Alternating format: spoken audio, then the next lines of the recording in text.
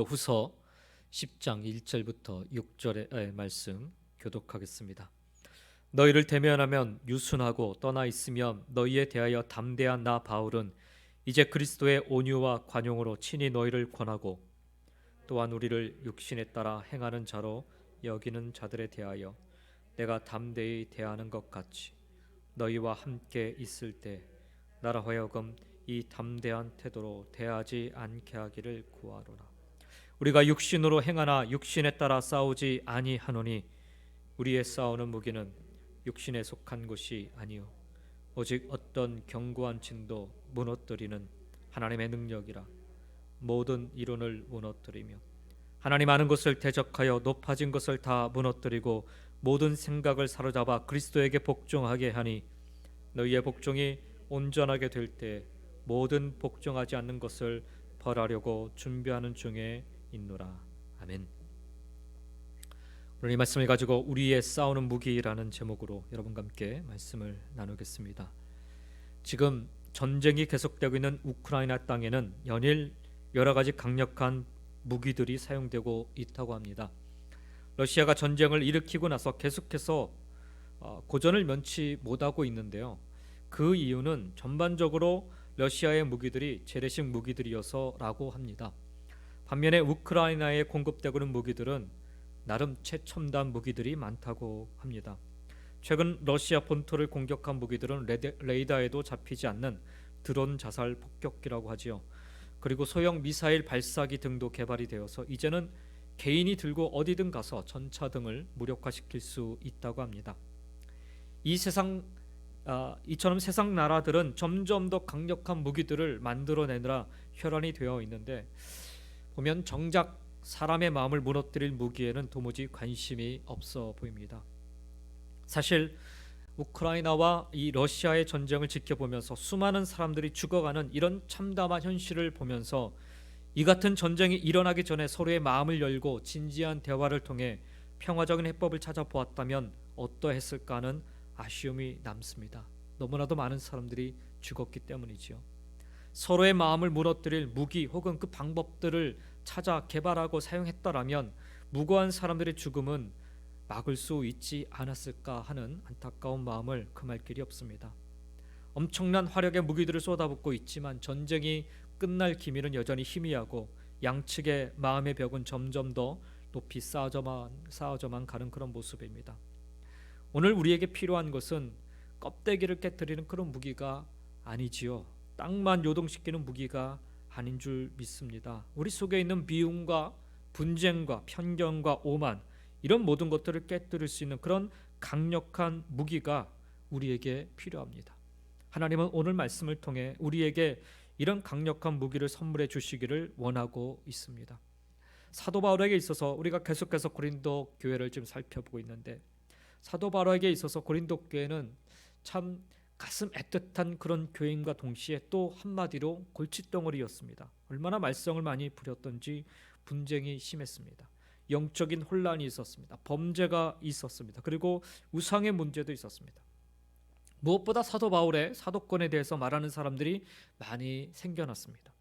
그래서 고린도전서를 써서 보내면서 그래서는 안 된다라고 질서를 세워주게 되었지요. 아주 강력한 어조로 교회 안에 있는 여러 가지 분쟁에 대해서 반응을 했습니다. 그리고 난 다음에 사도 바울이 고린도 교회를 방문하게 되지요. 더러는 사도 바울의 말을 잘 들어주었지만 그 가운데는 사도 바울의 말을 반대하는 사람들이 현장에서 많이 있었다고 합니다. 심지어는 바울이 그 생긴 것을 가지고, 외모를 가지고 시비를 거는 사람들도 있었습니다. 여러분, 생긴 것이 뭐 자기 마음대로 되는 것 아니지 않습니까? 바울은 교회 역사에 보면 키가 아주 작았다고 해요. 코도 아주 매부리 코였다고 합니다. 그러니까 그렇게 미남이지 않았던 모양입니다. 그들은 바울의 그래서 생김새를 가지고 시비를 걸었습니다. 하나님의 종이라고 생각하면 생긴 게 은혜가 안 된다, 이런 표현을 아마 쓰지 않았을까. 이런 식으로 바울에 대해서 흠집을 잡기 시작했습니다. 글은 고린도 전서를 보면 사실 강력하게 썼죠. 그러니까 글을 강력하게 잘 쓰는데 막상 얼굴을 대하고 보니까 사람이 맥도 없고 우유부단하고 아주 우리 마음에 들지 않아, 이런 비판을 하기도 했던 것입니다. 또 바울의 설교도 비판하는 사람들이 많았습니다. 그는 그래서 사도 바울은 얼마 뒤에 다시 빌립보로 돌아와서 곰곰이 생각해 보게 됩니다. 그리고 다시 쓴 편지가 바로 오늘 우리가 계속해서 보고 있는 고린도 후서입니다. 여러 가지 이야기를 하던 중에 바울 자신의 모든 사도권이나 이런 것들에 대해서 반대하는 세력들에 한해서 오늘 본문을 기록하고 있는 것입니다. 사실 바울은 자기를 반대하는 사람들에게 얼마든지 강력하게 대처할 수 있었습니다. 왜냐하면 그에게는 아주 강력한 사도권이 있었기 때문입니다. 그에게는 초기 사도들에게 자주 나타났던 강력한 신유와 치유의 역사들이 이미 있었고요. 또 무엇보다 그 어떤 사도들보다 주님의 지상 명령을 열정적으로 감당하여서 소아시아 지역을 비롯해서 많은 교회들을 세웠던 사람이었습니다. 제가 기억하기로는 예수님의 그 11명의 사도들 중에 소아시아 지역이나 다른 지역에 교회를 세웠다라는 그런 기록들이 사실 잘 드러나지 않습니다. 그런데 사도 바울은 상당히 많은 교회들을 세웠던 사람이죠. 예루살렘 교회조차도 그의 복음 증거자로서의 사도권을 인정할 수밖에 없었던 그런 강력한 사도로서의 삶을 살았던 사람이었습니다. 그래서 사도로서 그 권위를 가지고 많은 반대자들을 얼마든지 누를 수 있는 힘이 사도 바울에게는 충분히 있었습니다. 또한 그는 어느 누구와도 비교할 수 없는 아주 뛰어난 학벌을 가지고 있었습니다. 그 당시에 가장 최고의 학벌이라고 할 수 있는 가말리엘 문화에서 공부한 그런 아주 화려한 학벌을 그가 가지고 있었습니다. 고린도 지역이 상당히 그 철학적으로 뛰어난 지역임에도 불구하고 아마 고린도 지역의 웬만한 사람 같은 경우에 사도 바울보다 좋은 학벌을 갖고 있는 사람은 아마 찾아보기 어려웠을 거예요. 그만큼 좋은 학벌을 그가 가지고 있어요. 그뿐 아니라 그는 과거에 예수 믿는 사람을 따라다니며 죽일 정도로 아주 강력한 행동력이라 할까요? 그런 것을 가지고 있었던 사람이었습니다. 그러니 지금도 마음만 먹기만 하면 사실 그 반대자들을 그냥 확 누르는 일은 아주 쉬운 일이 될 수 있었을 것입니다. 좋은 명문가 출신의 그는 강력한 배경의 힘도 갖고 있었어요. 유대인의 그 강력한 그 좋은 그 가문의 배경도 그가 갖고 있었어요. 충분히 그 반대자들을 응징하고 그 세력을 잠재워 버릴 수도 있었을 것입니다. 그러나 그는 이 모든 것들을 강력하지 않은 것으로 이해하고 있었습니다. 자기가 가지고 있는 이 모든 것은 절대로 강력한 무기가 될 수 없다는 사실을 그는 분명히 기억하고 있었습니다. 그래서 3절과 오늘 보면 3절과 4절 상반절에 그렇게 이야기하고 있는 것입니다. 우리가 육신으로 행하나 육신에 따라 싸우지 아니하노니 우리의 싸우는 무기는 육신에 속한 것이 아니다라고 얘기합니다.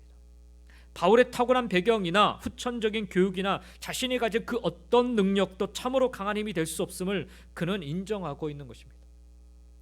사실 우리에게도 내 손에 들려진 어떤 무기들이 있지 않습니까? 내 지위에 주는 힘이 있습니다. 내가 가지고 있는 지위, 내가 가지고 있는 이름에 대한 그런 힘이 있습니다. 내가 가진 학벌이 주는 힘이 있습니다. 그래서 우리가 만나면 어디 학교 나왔냐고 물어보는 거예요. 어디 출신이냐고 물어보는 겁니다. 혹은 내 재산이 주는 힘이 있습니다. 얼마만의 재산을 갖고 있느냐, 아니면 당신 연봉이 얼마입니까? 우리가 물어보는 이유가 바로 그런 것입니다. 나의 육체적인 힘이 주는 조건이 있습니다. 그러나 이런 것들은 결탄코 우리에게 강력한 무기로 작용할 수 없다라는 것이 사도 바울의 고백인 것입니다. 아니, 성경은 우리에게 그렇게 가르쳐주고 있습니다. 우리의 싸우는 무기는 육체에 속한 것이 아니기 때문입니다. 하나님의 사람에게 있어서 강력한 무기, 그것은 우리 속에 있지 않습니다. 내가 만든 것에 있지 않습니다. 내가 얻은 것에도 있지 않습니다. 나에게 있는 권위를 사용하는 것이 결코 무기가 될 수 없다라는 것입니다. 내가 가진 어떤 힘을 사용해서 상대방을 제압하는 것, 그것은 결코 강력한 무기가 될 수 없습니다. 그들의 몸을 사로잡을지는 모르겠지만, 잠시 겁박을 줄 수 있을지는 모르겠지만, 기선제압을 할 수 있을지는 모르겠지만, 그러나 그 사람의 마음을 절대로 잡지 못한다라는 것입니다. 그러면 강력한 무기는 무엇입니까?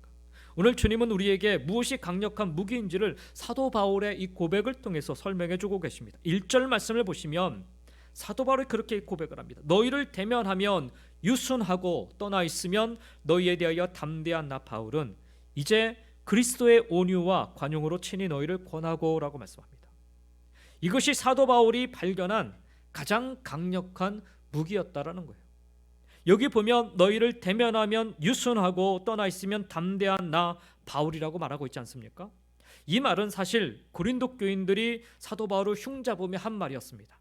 아니 얼굴 보면 뭐 나긋나긋하고 그냥 희마리가 없는데 그냥 떠나 있으면 뭐 그렇게 그냥 잡아먹을 듯이 그렇게 글을 쓰냐. 이게 고린도 교회 성도들이 사도 바울에게 했던 이야기입니다. 그걸 그대로 지금 사도 바울이 지금 받아서 하는 얘기입니다.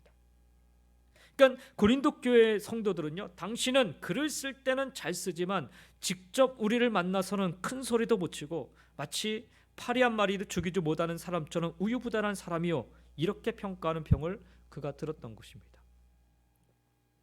그 말을 지금 되받아서 사도 바울이 사용하고 있는 거예요. 사실은 너희를 대하여 대면하면 유순하고 떠나 있으면 담대한 그 이유가 무엇인지 아느냐. 그 이유는 간단하다. 바로 예수 그리스도의 온유와 관용, 내가 그것을 알고 있기 때문이고 내가 그것을 쫓아 살고 있기 때문이다. 그리고 그것이 바로 나의 무기이다 라고 얘기하고 있는 거예요. 바로 이런 설명이 이 말씀 속에 나타나고 있는 것입니다.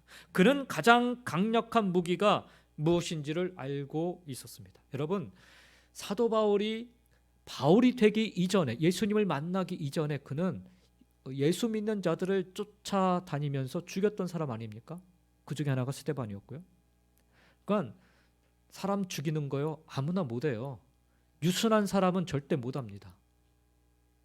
여기 이제 우리 여기 앉아 계신 분들은 다 유순하셔가지고 사람 죽이는 일 아마 못 하실 거예요. 근데 진짜 사람 죽이는 사람들은요, 유순하지 않습니다. 얼마나 강팍한지. 그러니까 사실 사도 바울이 얼굴을 보았을 때는 유순하다라고 그렇게 표현했을 때, 저는 이제 그런 생각을 해보겠어요. 야, 사람이 얼마나 변했으면 이렇게 바뀔 수 있을까? 이렇게 진짜 예수 만났으면 이렇게 바뀌어야 되는 거 아닌가? 저는 그런 생각이 좀 들었습니다. 그러니까 사도 바울은 자기가 가지고 있는 능력, 권위 뭐 이런 게 무기가 아니라 진짜 무기가 무엇인지를 그는 알고 있었어요. 자신이 가지는 힘을 과시하거나 자기가 가지고 있는 지위나 권위를 이용해서 다른 사람을 억누르려는 것이 아니라 예수 그리스도의 온유와 관용을 자기가 사용할 때 그것이 가장 강력한 무기가 되어 사람들을 휘어잡을 수 있는 그런 귀한 무기가 된다라는 사실을 사도 바울은 깨닫고 있었던 것입니다.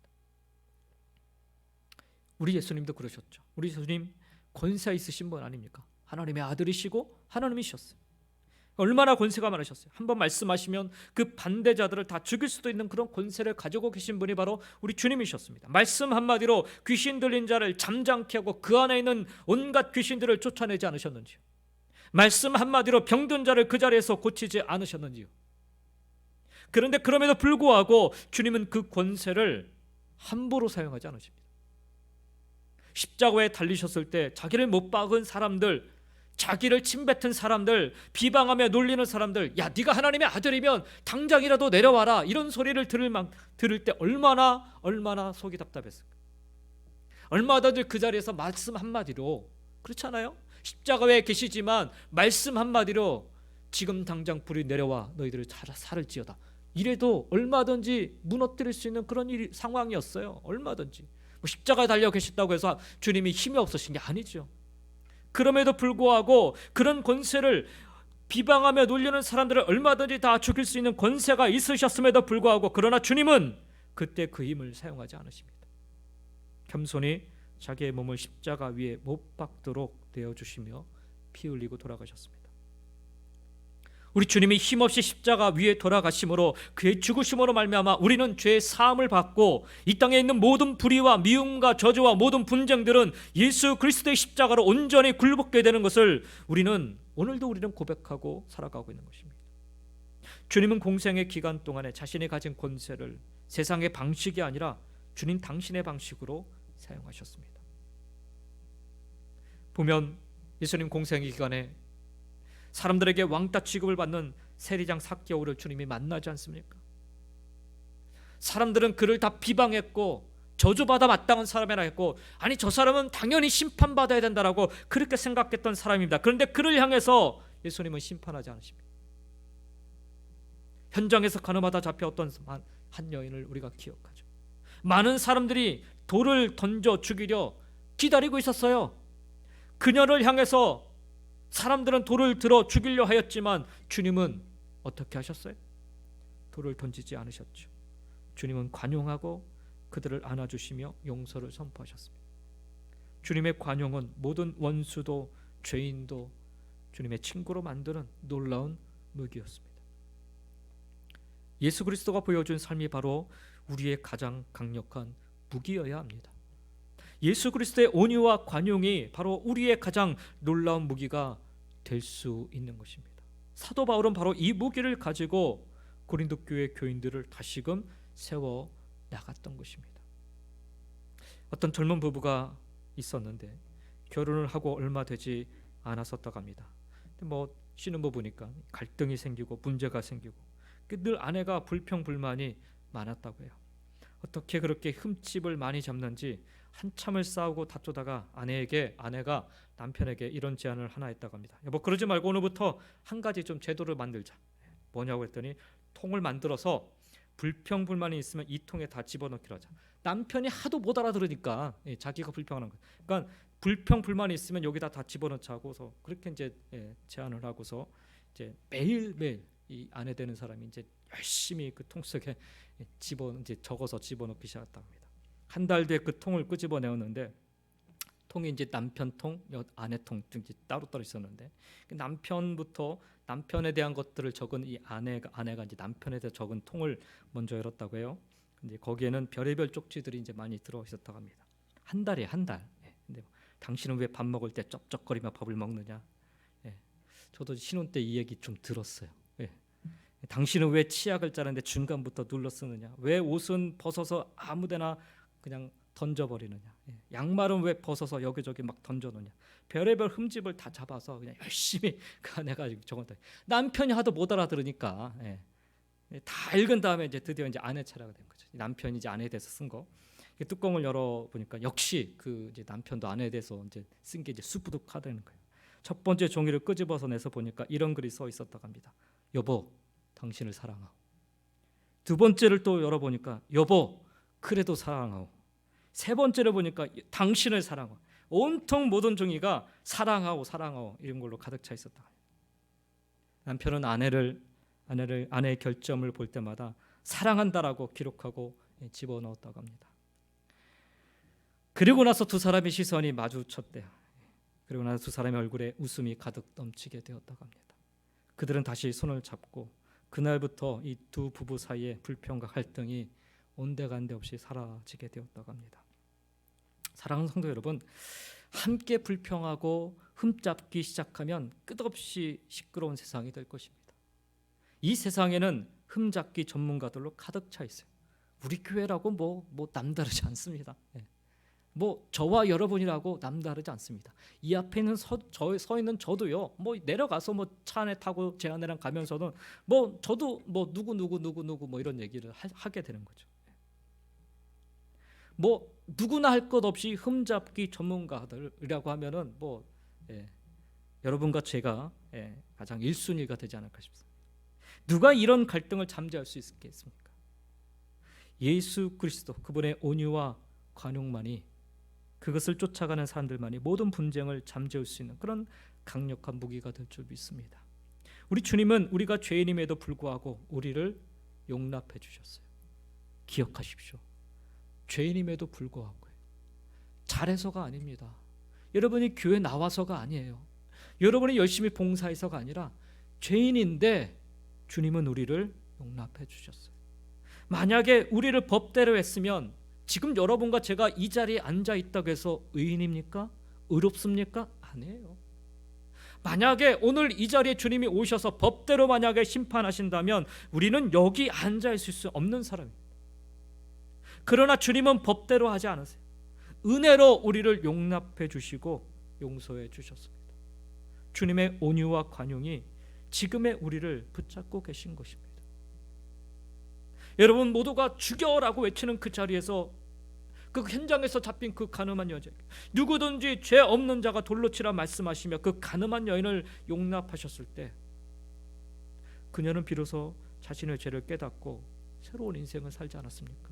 그 여인이 마지막 주님이 십자가에 달려 돌아가시는 그 앞에까지 가서 기다려 그 죽음을 바라봤던 여인. 주님 죽으시고 나서 그 무덤가에 쫓아갔던 여인이 바로 그 여인이에요. 주님이 그 여인을 야, 너 죄 없어라고 하셨습니까? 아니에요. 다시는 가서 죄 짓지 말라 얘기하셨죠. 그러나 그 여인을 용납하시고 받아주셨어요. 그래서 그 여인은 비로소 자기의 죄를 깨닫고 새로운 인생을 살게 된 것입니다. 여러분 모두들 삭개오를 바라보면서 저 사람은 악마 같은 사람이야 라고 손가락질하고 있을 때 우리 주님께서는 뭐라고 얘기하셨어요? 삭개오야, 오늘 내가 네 집에 거하여야 되겠다 라고 말씀하시면서 그를 용납하시자 그는 자신의 모든 재산을 다 팔아서 가난한 자들을 위해 내놓고는 예수님을 따르는 제자가 되었죠. 주님의 관용과 용서가 새로운 사람 삭개오를 만들어낸 것입니다. 주님은 오늘 우리를 향해서 말씀하고 계십니다. 빌립보서 2장 5절 말씀에 보면 너희 안에 이 마음을 품으라. 곧 그리스도 예수의 마음이니. 이 마음이 어떤 마음이에요? 관용과 용서의 마음, 사랑의 마음이죠. 예수 그리스도의 마음을 소유하고 사는 것은 이 땅의 어떤 무기보다 강력한 무기가 될 수 있습니다. 예수 그리스도의 마음으로 모든 미움을 정복할 수 있기를 바랍니다. 예수 그리스도의 마음으로 모든 분쟁을 끝낼 수 있기를 간절히 소망합니다.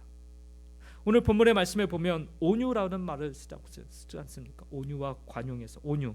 이 온유라는 말은 헬라어로 프라우테토스라는 단어인데, 프라우테토스, 어떤 상태에도 자기 자신의 그 중심을 잃어버리지 않고 자기를 잘 통제하는 그런 상태를 가리키는 말이 바로 프라우테토스입니다. 그러니까 뭐 그냥 부드러운 마음 그 정도의 의미가 아니에요. 이 프라우테토스는 자기를 잘 통제하는 그런 상태를 가리키는 말이에요. 어떤 상태에도 흔들리지 않고. 또 하나 여기 관용이라는 말, 에피에이케이아스라는 단어가 사용되는데요. 이 단어는 하나님이 보여주시는 친절을 표현할 때 주로 사용하는 단어가 바로 이 관용이라는 단어입니다. 그냥 단순히 친절한 모습 그런 표현으로 사용되는 단어가 아니라 하나님이 우리에게 보여주신 그 카인드, 아주 친절한 모습을 표현할 때 사용하는 단어예요. 즉 모든 사람이 법을 말하고 있을 때 하나님이 뭐를 말씀하셔요? 은혜 말씀하시잖아요. 은혜. 모든 사람이 돌을 던지고 있을 때 용서를 말할 수 있는 그 놀라운 것, 그것이 바로 관용이라고 하는 거예요. 모든 사람이 보복을 말하고 있을 때, 평화를 말하고 용서를 말하고 있을 때 바로 그것이 관용이라는 것입니다. 사랑하는 여러분, 아무리 우리 자신을 화나게 만드는 사람이 있을지라도 그 앞에서 흥분하지 마시기 바랍니다. 저도 그렇고 여러분도 그렇고 흥분하지 마십시다. 아무리 억울한 일을 당해도 우리 자신을 잃어버리지 말아야 됩니다. 모든 사람이 돌을 다 던져도 예수 그리스도의 사람은 돌을 던지지 말아야 합니다. 이것이 가장 강력한 무기가 되기 때문입니다. 그러면 오늘 우리가 어떻게 이 강력한 무기를 우리 손에 소유하며 살 수 있을까요? 오늘 본문 4절 말씀에 우리에게 이렇게 가르쳐주고 있습니다. 우리의 싸우는 무기는 육신에 속한 것이 아니요 오직 어떠한 견고한지도 무너뜨리는 하나님의 능력이라 얘기합니다. 여기 하나님의 능력이라고 번역된 헬라어 단어가 뒤나타토데오라는 단어인데요. 뒤나타토데오. 이 말은 하나님의 혹은 하나님 앞에서 혹은 하나님을 위하여 또 하나는 하나님에 의하여 등으로 해석이 되는 단어입니다. 그래서 옛날 성경, 우리가 지금 이제 개역 개정판을 갖고 있는데 개역 한글 옛날 성경에 보면요, 이 성경 4절을 어떻게 번역하고 있냐면 오직 하나님 앞에서 견고한 진을 파하는 강력이라라고 그렇게 번역하고 있습니다. 저는 개인적으로 그 예전 번역이 훨씬 더 깊이 있고 의미 있게 다가옵니다. 즉 하나님 앞에서 살 때 우리는 강력한 무기를 소유할 수 있다라는 거예요. 여러분, 사람이 가끔 보면은 난 뭐 깡다구가 있다고, 뭐 강하다, 뭐 그렇게 얘기를 하지 않습니까?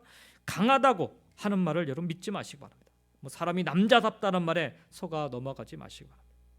사람이 우리를 향하여 참 강하고 그 사람 참 결단력이 있다, 남자답다는 말, 이런 말에 우리가 속기 쉬운데 사람들이 잘한다고 손뼉 치는 것에 너무 속지 마시기 바랍니다. 천만인이 다 강하다 해도 하나님 한 분이 고개를 돌리면 아무것도 아닌 것입니다. 하나님 앞에서, 즉 하나님 앞에 있다라는 신전의식이죠. 헬라어로는 코람데오라고 합니다. 이 생각이 계속되는 동안에 우리는 가장 강력한 무기를 소유한 사람이 될 수 있을 것입니다. 종교 개혁자였던 마틴 루터가 종교회의에 회부되어서 그는 많은 대적자들 앞에 드디어 서게 되었습니다. 그 당시 종교회의는요, 단순히 종교적 재판을 하는 자리가 아니라 국가의 법정에 서서 공식적으로 재판을 받는 자리였습니다. 대부분 그 자리까지 가면 다 사형 선고를 받죠. 화형이죠, 화형. 그렇게 그는 세상 법정에서 자신을 어떻게든 잡아 죽이려는 대적들 앞에 서게 되었는데, 그러나 그는 그 순간 그 대적자들 앞이 아니라 하나님 앞에 자신이 서 있는 것을 발견하게 되었습니다. 나중에 그것을 고백을 해요. 그래서 그는 그렇게 고백을 합니다. 하나님, 저는 이제 어떻게 할 능력이 없습니다. 오직 주님만 바라봅니다. 제가 여기 있습니다. 나를 도와주옵소서. 순간 그 많은 대적자들이 다 사라져버리고 하나님만 딱 보이게 되는 순간이 찾아와서 그렇게 고백했다. 비록 이 재판의 결과에 따라 사형 선고가 내려져 죽을 수밖에 없는 처지였지만, 그래서 자신의 목숨을 부지하기 위해서 그는 얼마든지 자신의 신앙과 믿음을 부인할 수 있는 상황이었지만, 그는 하나님 앞에 서 있다라는 사실을 깨달았기에 그는 자기가 기록한 모든 책들을 부정하지 않았고 자기의 신앙도 자신의 믿음도 결코 부인하지 않았습니다. 오히려 그 자리에서 더욱더 담대하게 자신의 신앙과 믿음을 분명히 말할 수 있었고, 그래서 종교개혁의 놀라운 과업을 이룰 수 있었던 것입니다. 사랑하는 성도 여러분, 가장 화가 나고 가장 참기 어려운 순간에 하나님 앞에 서 있다라는 사실을 기억하시기 바랍니다. 그 어떤 상황이, 우리가 견디기 어려운 상황들이 우리 앞에 다가올 때, 여러분 그 상황을 보지 마시고 내가 지금 하나님 앞에 서 있다는 사실을 기억하시기 바랍니다. 하나님 앞에서 서 있다는 이 생각을 하면 참게 돼요. 참을 수 있습니다.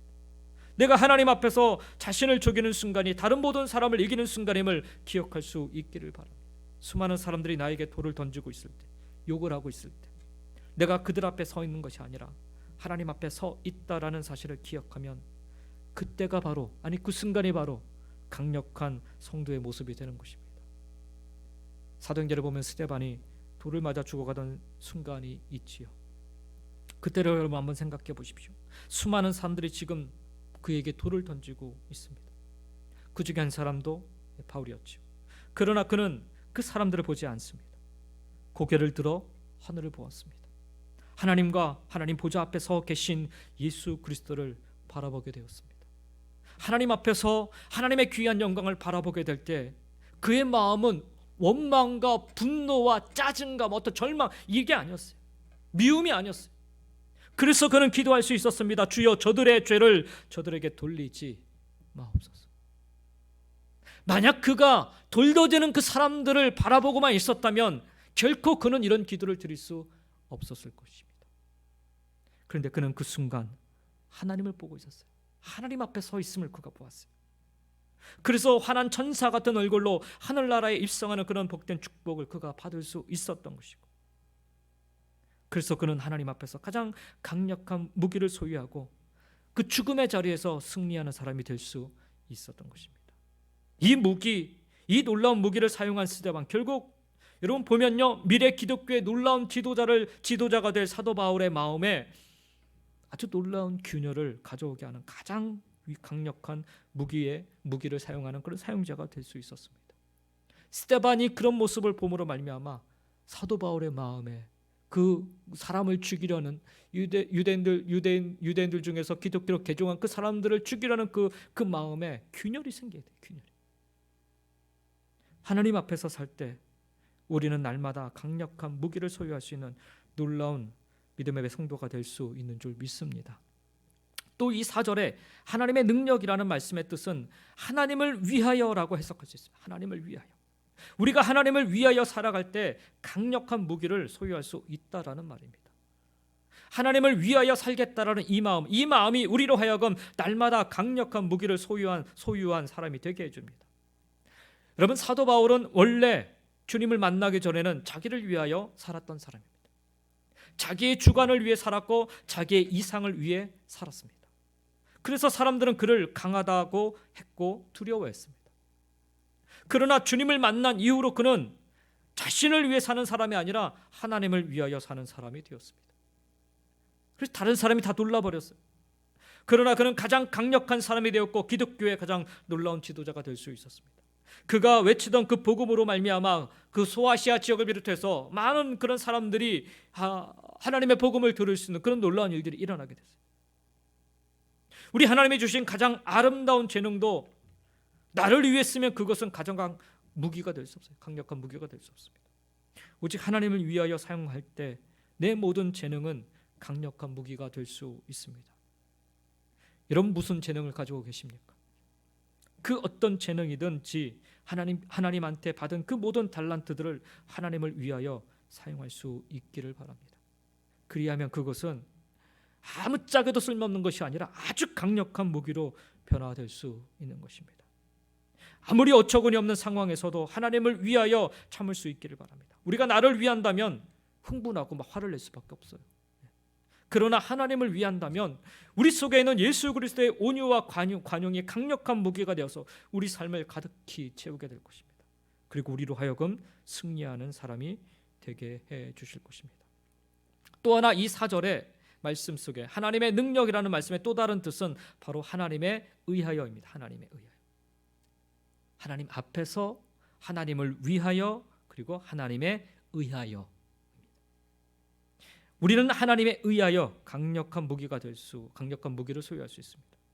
사람의 힘에는 한계가 있어요. 그러나 하나님의 힘을 우리가 받으면 우리에게는 강력한 힘으로 넘치게 되는 것입니다. 강력한 무기가 필요한 순간에 하나님께 힘을 달라고 기도할 수 있기를 바랍니다. 여러분 우리가 타고난 것을 의지하지 마시기 바랍니다. 우리 가운데는요 원래부터 참을성이 많은 사람이 있습니다. 원래부터 온유한 사람이 있습니다. 그러나 여러분 원래부터 성품이 좋은 사람들 난 괜찮다고 말하지 마시기 바랍니다. 사실 가만히 보면 그런 사람들이 훨씬 더 위험해요. 그런 사람이 한번 화를 내기 시작하면 보통 때 화를 내는 사람보다 훨씬 더 큰 문제를 만듭니다. 아니 큰 죄를 범하게 됩니다. 자기가 타고난 것은 별것이 아닙니다. 한계가 있어요. 한계가. 내가 가진 인간의 그 인내도 한계가 있습니다. 뭐 잘 참는 사람 있지요. 근데 그 잘 참는 것도요 한계가 있어요. 한계가. 그러니 하나님 앞에 구하여서 하나님에 의하여 나에게 주어지는 힘, 그 힘만을 의지하며 살아가시기 바랍니다. 저는 그래서 매일매일 기도할 때마다 하나님 오늘 하루를 견디고 이길 힘을 달라고 기도해요. 뭐 일주일 동안에 견디고 이길 힘 달라 그 정도까지도 기도 못합니다. 그냥 오늘 하루 하나님 오늘 하루만이라도 내가 버티고 이기고 넘길 수 있는 힘을 달라고 그 힘만을 의지하며 여러분 살아가시기 바랍니다. 내가 뭐 어떻게 뭐 수양 잘해가지고 뭐 그래서 얻은 뭐 그런 뭐 겸손이라 할까요? 뭐 이런 것들 부드러움이라 할까? 뭐 이런 것들 한계가 있어요. 그것은 그렇게 강력하지 못합니다. 너무나 많은 허점들이 있고 실수투성일 때가 많습니다. 하나님에 의하여 주어진 그 힘만이 모든 것을 이길 수 있는 강력한 무기가 될 수 있다는 사실을 기억하며 매 순간 하나님에 의하여 은혜 주시는 이 강력한 무기를 소유할 수 있게 해달라고 간구하며 살아가시기 바랍니다. 야고보서 1장 5절에 그렇게 말씀하죠. 너희 중에 누구든지 지혜가 부족하거든 모든 사람에게 후히 주시고 꾸짖지 아니하시는 하나님께 구하라 그리하면 주시리라. 타고난 것을 믿지 마시고 모든 인간들 속에 있는 것들을 믿지 마시고 부족한 것을 느끼고 하나님 앞에 구하시기 바랍니다. 모든 사람에게 후히 주시고 꾸짖지 아니하시는 하나님께 구하면 하나님께서는 우리의 기도를 들으사 우리로 하여금 강력하게 하시고 새롭게 하시며 바로 세우셔서 어떤 순간에도 넘어지지 않고 승리할 수 있는 강력한 무기를 소유한 그런 믿음의 성도가 되게 해 주실 줄 믿습니다. 그러면 여러분 이렇게 강력한 무기를 소유한 사람들에게는 어떤 일이 일어나게 됩니까? 오늘 보면 4절 하반부와 5절 말씀을 보면 이런 말씀을 하고 있어요. 모든 이론을 무너뜨리고 하나님 아는 것을 대적하여 높아진 것을 다 무너뜨리고 모든 생각을 사로잡아 그리스도에게 복종하게 하니라고 했어요. 여기 4절에 보면 모든 이론이라고 번역된 로기스무스라는 단어는 일반적으로 이기적인 인간의 이론 또는 합리화를 뜻하는 거예요. 이게 통상 하나님과 분리된 세상 사람들의 모든 생각과 모든 계획과 모든 의도들을 총칭하는 그런 표현이 바로 로기스무스, 모든 이론이라는 말입니다. 우리가 아무리 똑똑하고 지혜롭다 한들 우리의 지식과 능력과 경험과 수단이 이 세상의 이론을 꺾지 못합니다. 하나님보다 높아진 생각들을 꺾을 수 없습니다. 내가 아무리 지혜롭게 내 인간의 모든 경험과 생각을 다 동원한다고 해도 내 힘으로 할 수 없다는 사실입니다. 우리가 요즘 전도서를 생명의 삶을 통해서 묵상하고 있는데 전도서의 고백이 그거 아닙니까? 아무리 노는 것 다 하고 그 지혜 많은 자가 아무리 모든 것을 다 해도 헛되다라고 고백하잖아요. 고린도 교인들이 자랑으로 내세웠던 헬라 철학의 기반을 둔 세상 이치를 설명하려는 이론들, 그러나 결국 그들이 자랑한 그 이론들로 말미암아 그들 스스로 영적으로 무너지고 말하지 않았습니까? 모든 이론들이 결국에는 서로를 정지하고 판단하고 미워하고 분쟁하게 만들고 말하지 않았습니까? 그게 끝이 아니었죠. 결국에는 그들 스스로 하나님 아는 것을 대적하는 행동을 실행에 옮기고야 말지 않습니까? 그래서 복음의 진리를 전한 바울도 배척해버린 것 아니겠습니까? 그래서 사도 바울은 스스로 이 모든 문제들을 이길 수 있었던 비결, 오직 예수 그리스도의 온유와 관용, 우리의 가장 강력한 무기인 예수 그리스도, 그분의 그 모든 것들만이 꺾을 수 있다는 사실을 지금 증거하고 있는 거예요. 그렇습니다. 주님 닮은 성품으로 주님의 행하신 모습을 쫓아 우리도 행함으로 온유와 관용으로 하나님 앞에서와 하나님을 위해서와 또 하나님에 의해서 순종하여 살아간다면 결코 무너뜨릴 수 없어 보이는 견고한 진과 같은 사단의 진을, 그리고 모든 이론과 하나님을 아는 것을 대적하여 높아진 것을 다 무너뜨리고 결국에는 그리스도에게 복종케 된 삶을 살아갈 수 있게 되는 것입니다. 사람들로 하여금 결국에는 그리스도에게 복종케 된 삶을 살아가도록 영향력을 끼칠 수 있는 것입니다. 이 강력한 무기를 가지고 있어 그것을 행하였기에 사도 바울의 이 모습을 통해서 고린도 교회 성도들이 바뀌지 않습니까? 변화되지 않습니까? 이것이 바로 강력한 무기를 소유한 사람들에게 나타난 참된 모습인 것입니다. 반대로 이러한 강력한 무기 없이 살아가는 자들의 삶 속에는요, 계속해서 끊임없이 분쟁과 갈등과 미움과 비판과 정죄만 나타나게 되는 거예요. 왜 내가 오늘도 내가 비판하고 정죄하고 판단하는가? 이 무기를 내가 붙잡고 살지 못하기 때문이죠. 이 무기가 없어서 그래.